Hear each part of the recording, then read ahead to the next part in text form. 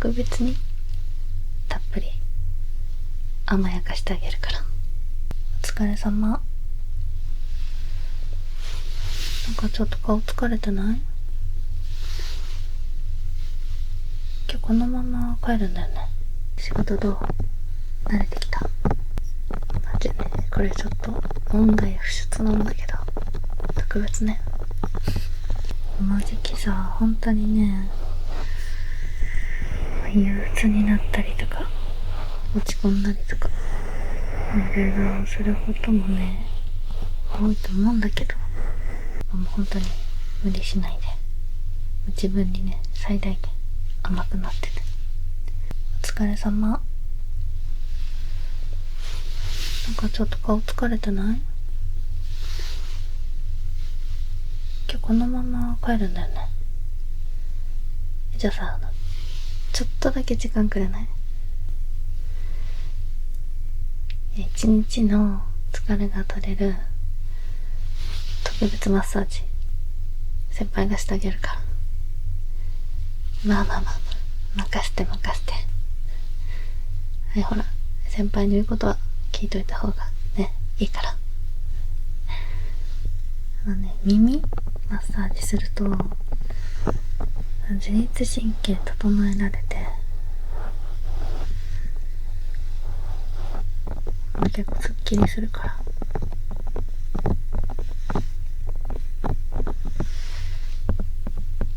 にしてもね、すごい凝ってるよ耳。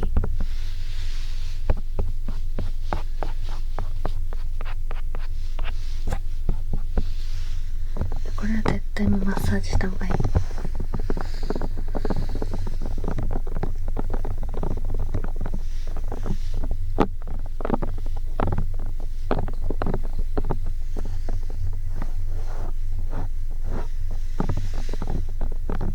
起きてさ、ちょうど今1ヶ月じゃん。仕事どう？慣れてきた？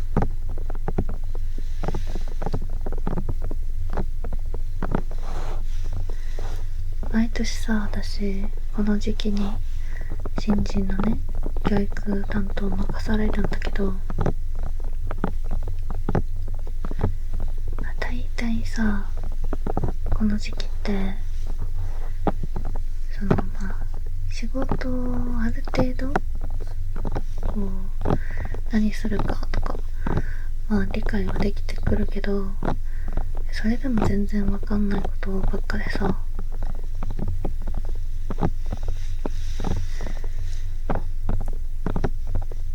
で4月最初とかは最初のやる気みたいなので頑張れる子も多いんだけど、なんかよくあるじゃん、ノートも新しいの買ったら最初綺麗に書くみたいな感じで最初頑張れるんだけど、ちょうどねこの1ヶ月経つとやっぱり初期のやる気みたいなのがなくなって、でね、普通に環境変わってストレス感じたりとか、漠然とした不安とかそういうのをね、もういろいろ感じる子がほとんどだから。だってさ、ただでさえ5月ってさ、もう5月病ってあるくらい憂鬱になりやすいじゃん。気温の変化とか普通にね、環境の変化とかそういうのが原因で。でそんな状態でさ、連休とか入っちゃったらね、もうやる気スイッチそんなんねオフになるに決まってんじゃんね。でちょうど明日から休日じゃん。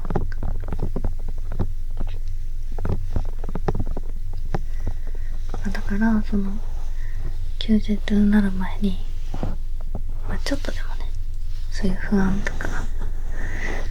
あるなら取り除けたらなと思ってマッサージしてます。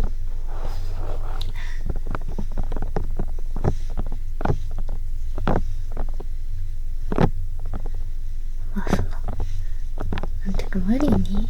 悩みとか不安なこととか話せとは言わないし、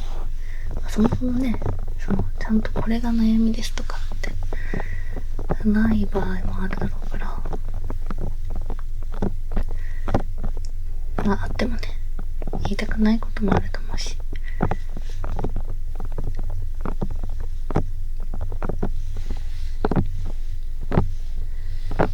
それにさ、悩み相談とかで、例えば大丈夫最近とか聞いたとしてさ、大丈夫じゃないっていう人ってあんまいないじゃん。大丈夫ってね、他人というか誰かから聞かれてる時点で、多分他者から見てきつそうとか、なんか大丈夫じゃないかもなっていうね、風にこう見られてるとか、そういう状況だから聞かれてるんだと思うんだけどね。だって聞く側もさ、めっちゃ大丈夫そうな人に大丈夫だとは聞かないじゃん。大丈夫じゃなさそうだから大丈夫って聞いてるし、でもね、みんな大丈夫って大体答えるから、条件反射みたいに答えるのが分かんなくもないんだけど、なんかね、大丈夫って聞かれた。大丈夫みたいな。何も考えずにね、答えてたり、多分私もね、大丈夫って聞かれたら、99% 大丈夫って答えてるか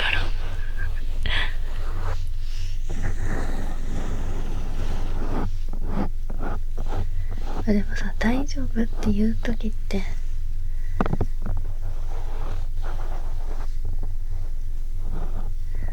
なんて言うんだろう。いろいろ聞かれたりとか、答えたりするのも面倒だから。ね。なんか大丈夫じゃないけど、言うのも、ね、説明したくないんで大丈夫ですとか。しんどいけど気にしないようにしてるからとか、そういうのがこうね、言ってないだけで、こう前についてるんだと思うんだよね、カッコで。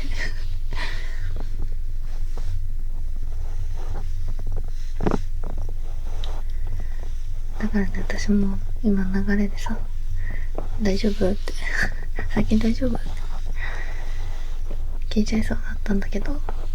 多分大丈夫って答えしか返ってこないと思うから聞かないでおいた。ちなみにじゃあ聞くけど、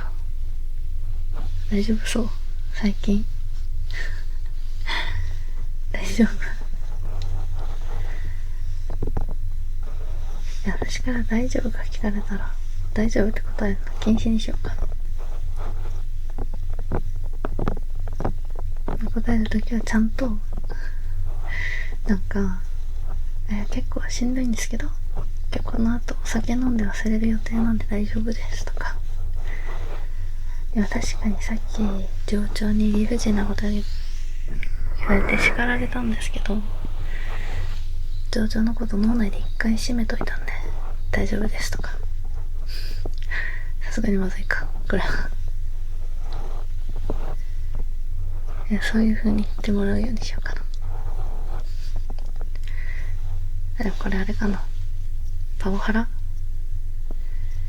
最近ね、コンプライアンス厳しいからやっぱ大丈夫っていうの禁止では取り消しいいわ、大丈夫って言っても。でもその代わりちゃんと困ったこととか嫌なこととかあったら本当の何でも言ってね。私も大丈夫って聞くんじゃなくて答えやすいようにするから。いや、それ任せといて。もう人生の先輩に。そんな顔ないけど。でも何でも話したくなるような催眠術の勉強とかちゃんとしとくから大丈夫大丈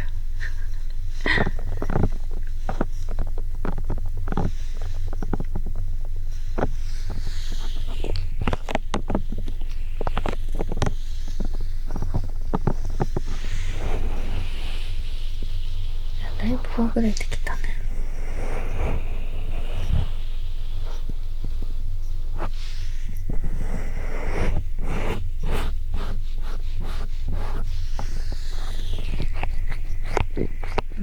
最初はねもう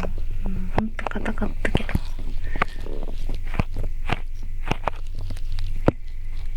結構5個ぐらい柔らかくなった。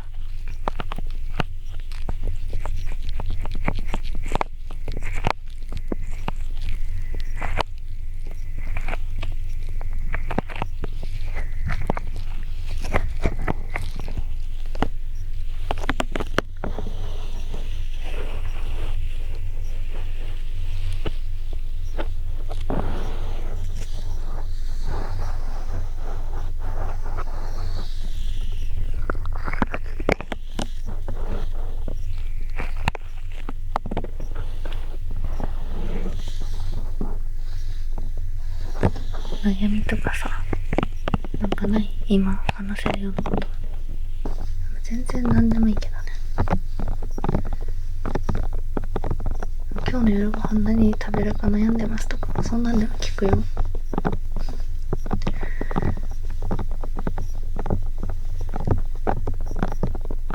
もし本当に今日の夜ご飯悩んでるなら、じゃ今日はヒレカツにしよう。ヒレカツ。理由特にないけど、今なんか頭に浮かんだ。最近食べたとかでもないんだけど。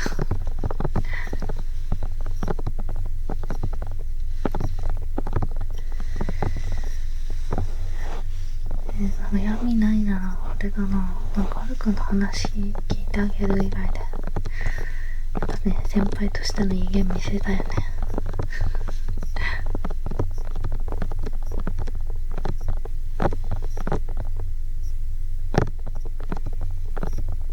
じゃあ、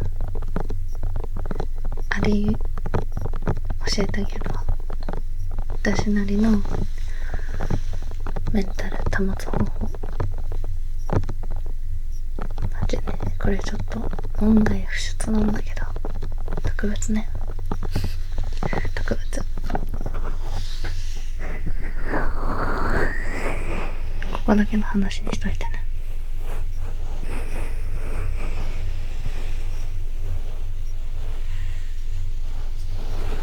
じゃあ私のそのメンタル保つ術を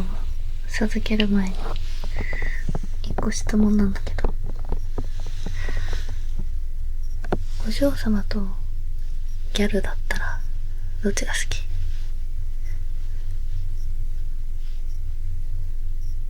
やっぱり大事な質問。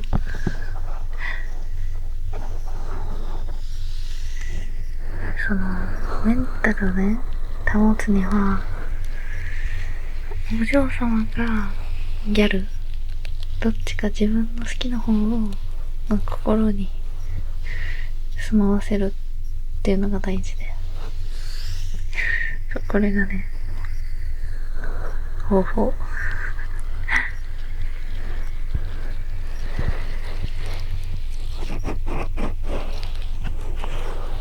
私の場合は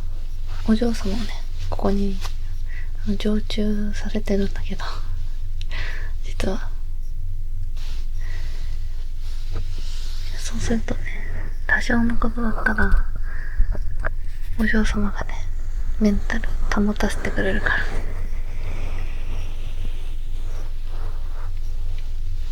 でもここに住まわせるお嬢様はただのお嬢様じゃなくて、ちょっと傲慢なお嬢様。傲慢かな、合ってるかな。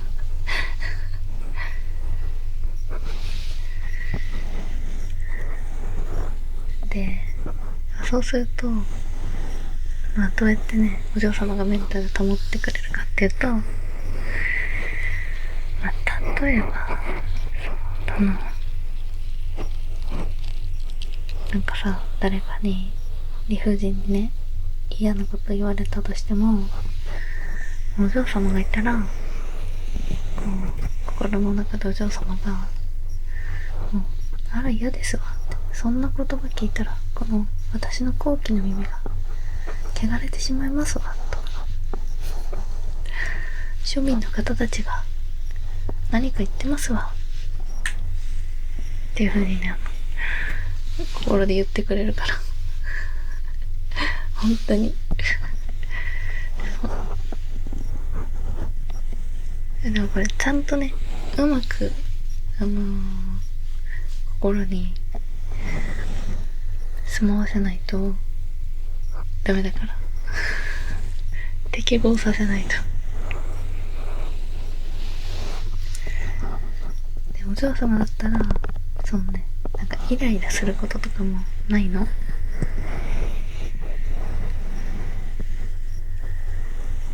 街中でね、まああると思うのよ、いろいろ普段生きてさ、ちょっと自分の価値観じゃ信じられないなみたいな行動を取ったり人とか見たりねすると思うけど、そういう時もお嬢様はイライラしないから、常にね心に余裕あって、だから無駄なねストレスも減る。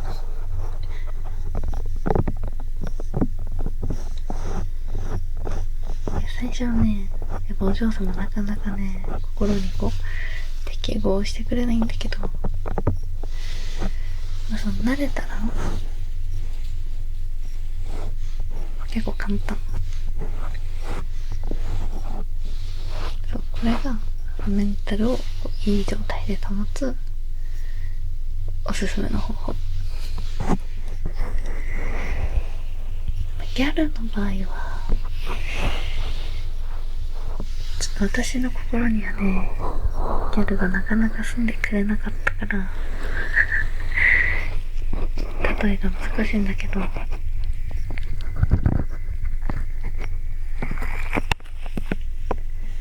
基本的にね超ポジティブだから、ギャルは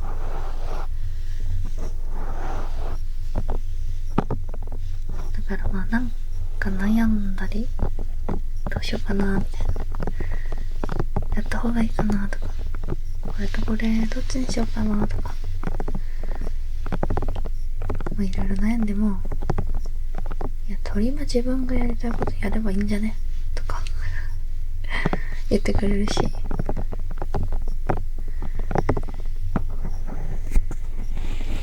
まあ今さ、ネット社会でさ結構外見至上主義的なとこあるじゃん。で、自分にねもし自信なくなるようなことあっても、ギャルが心にいれば、いや結局うちが一番可愛いっしょって言ってくれる。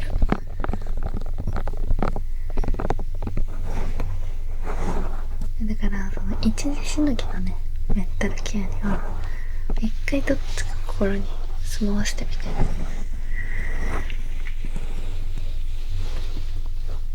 もしどっちも住んでくれなかったら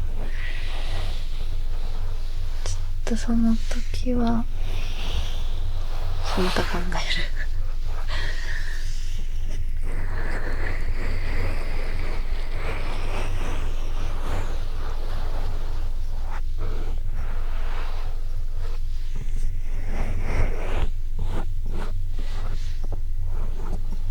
お嬢様とギャル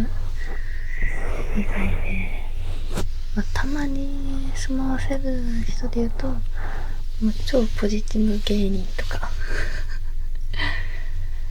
肉体的に超最強の筋肉ムキムキマンとかやっぱなんかね、肉体的に強かったら精神的にも強くなりそうだから何でもね小指で倒せますみたいな。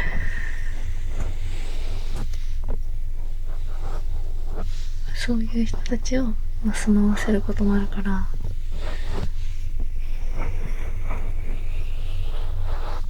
いろいろ自分に合った人ちょっと住まわせてみてで、教えて誰が一番合ってたか。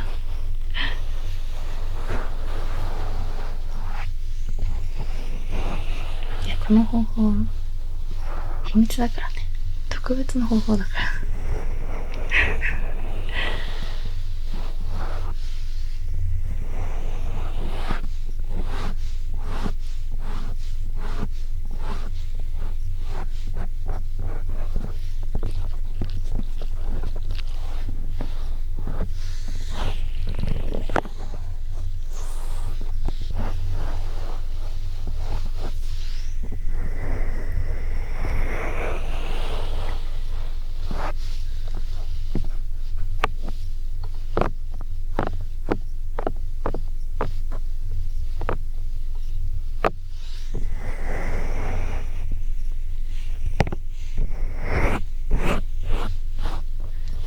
耳もあったかくなってきたね。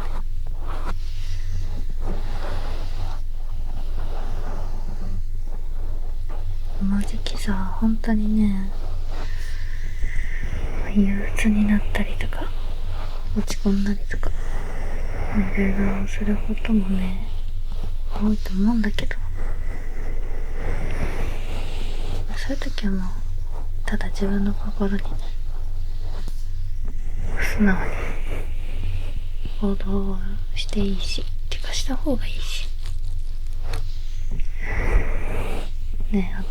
と泣いたりとか全然したっていいからね。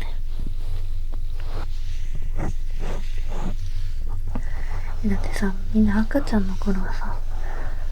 もうめっちゃ泣くじゃん。その泣くのが仕事じゃん。でもさ、年齢重ねるにつれて、泣く回数もさ、基本減ってくるじゃん。ね、年齢によって減ってまた増える人もいるけど、だいたい減ってくじゃん。でもそれってさ、別に心がすごく強くなりましたとか、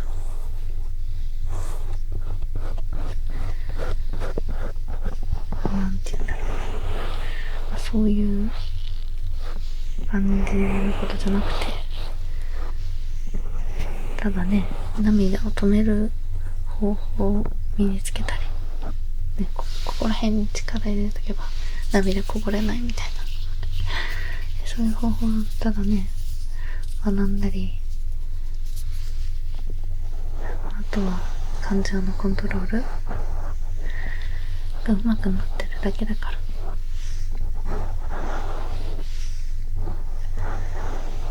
みんなだってね、みんな元赤ちゃんだから大人とかじゃないじゃん。元赤ちゃんだから全人類。それにさ、赤ちゃんの頃からたったさ数十年とかしか経ってないわけじゃん。地球規模で見たらもう赤ちゃんとも変わんないから。だから何が言ってるかっていうと、本当に泣きたいときは泣いていいし、別に泣きたくないっていう時も泣いたらねストレス発散になるから、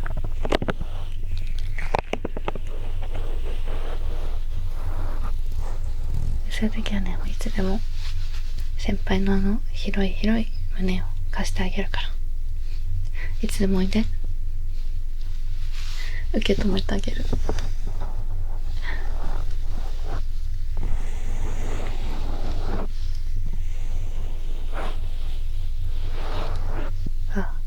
これでちょっと気分すっきりしたよね。